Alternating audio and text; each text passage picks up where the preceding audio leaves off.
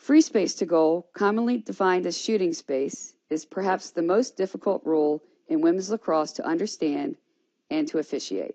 The following lesson will help umpires, coaches, and players understand shooting space and what requirements need to be met before the call is made.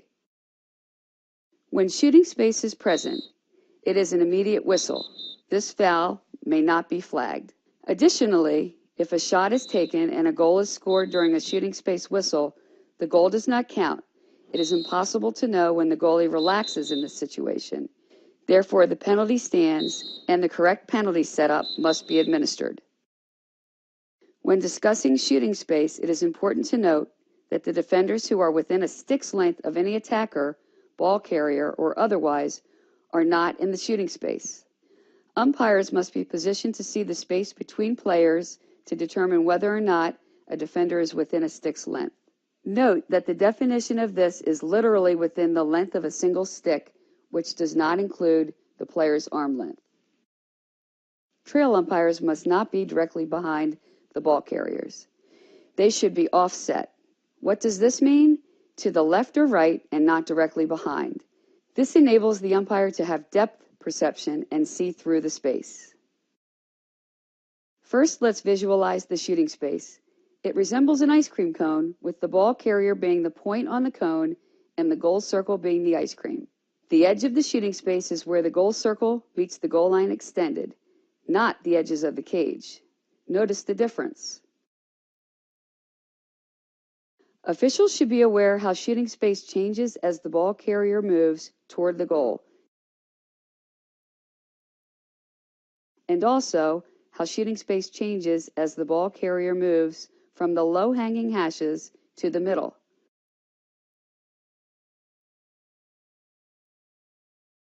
Players are allowed to have their sticks in the shooting space lane as long as their body remains safely out of the lane. In the two-person system, the lead official will be looking up at the shooting space lane on her side, and the trail official will be offset looking down the lane for shooting space. When an 8-meter is awarded at the hanging hash and defenders are cleared along the lane, see how many steps it takes to be in the shooting space. Potential shooting space will happen more quickly in this scenario than the next example where the shooting space is set up at the top of the 8-meter fan. Here it will take multiple steps for a defender to arrive in the shooting space lane.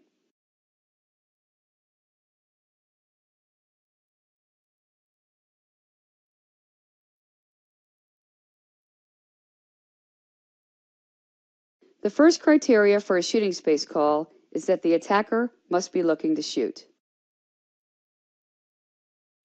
Here it is clear the ball carrier wants to get the ball to her teammate behind the goal, and she is not looking to shoot.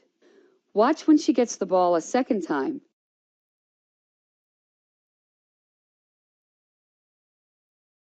She is clearly looking to shoot. This is something the umpire judges based on circumstances of the play and visual cues from the ball carrier. Watch how differently the player looks when she is looking to shoot. The next criteria needed to make a shooting space call is that the ball carrier must have the opportunity to shoot. This means the game situation presents the attacker a clear and safe way to shoot. Watch as the attacker in double and single coverage is being so tightly marked she has no opportunity to shoot.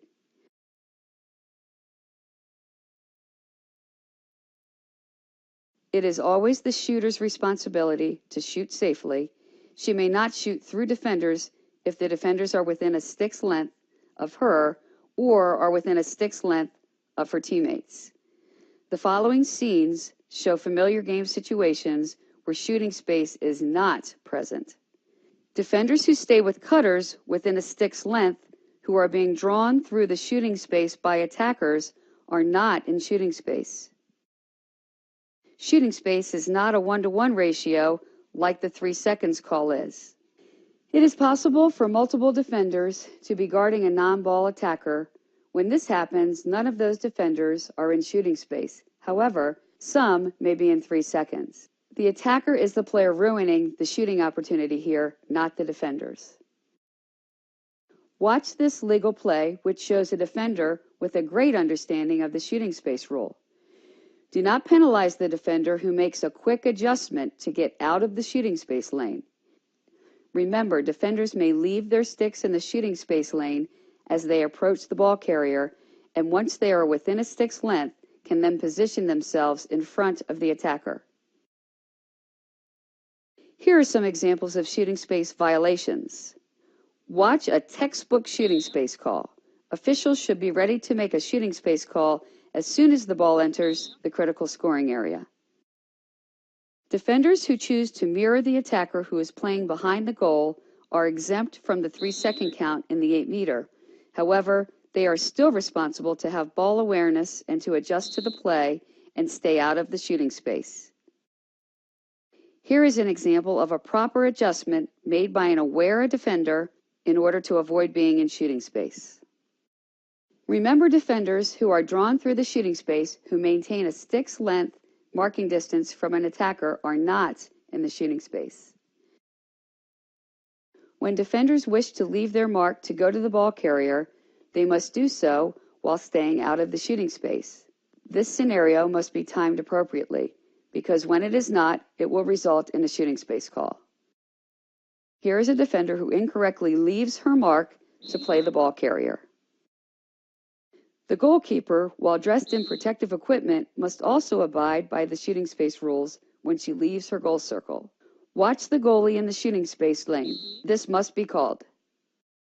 Zone defenses can lead to shooting space being present, since defenders will often be positioned just above the 8-meter, but not marking an attacker.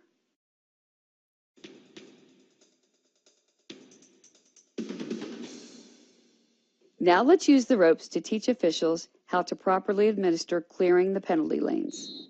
When major fouls occur in the critical scoring area outside the 8-meter arc and play is stopped as a result, the official must clear the penalty lane. When a foul is called in the critical scoring area, officials should be aware of where the players are at the end of the play so they can be moved appropriately. Here are the officials' roles in facilitating clearing the lane. When a major foul has occurred in the critical scoring area outside the 8-meter, the lane will be cleared, and players should be cleared so as to maintain relative position to the ball and other players at the end of the play. Since this play was called by the lead and is closest to the lead, she will direct all players to stand and will set up the foul according to the 7-step whistle plan. Her partner should be engaged in making sure players don't move until they are instructed and that they go where they were told and maintain relative position. When the same scenario occurs on the far side, the trail will need to be more active in assisting the lead and making sure the lane is clear, since only the trail will be able to visualize this. When fouls occur inside the 8-meter arc, the entire arc must be cleared. For major fouls, the arc in the lane needs to be cleared. Players are cleared with respect to relative position and then utilizing the shortest route out. The umpiring crew must work together to assure proper arc clearing. The official who stops the play will be responsible for setting up the foul. The other official will be taking a mental picture of the players at the end of the play and will assist in making sure relative position is maintained.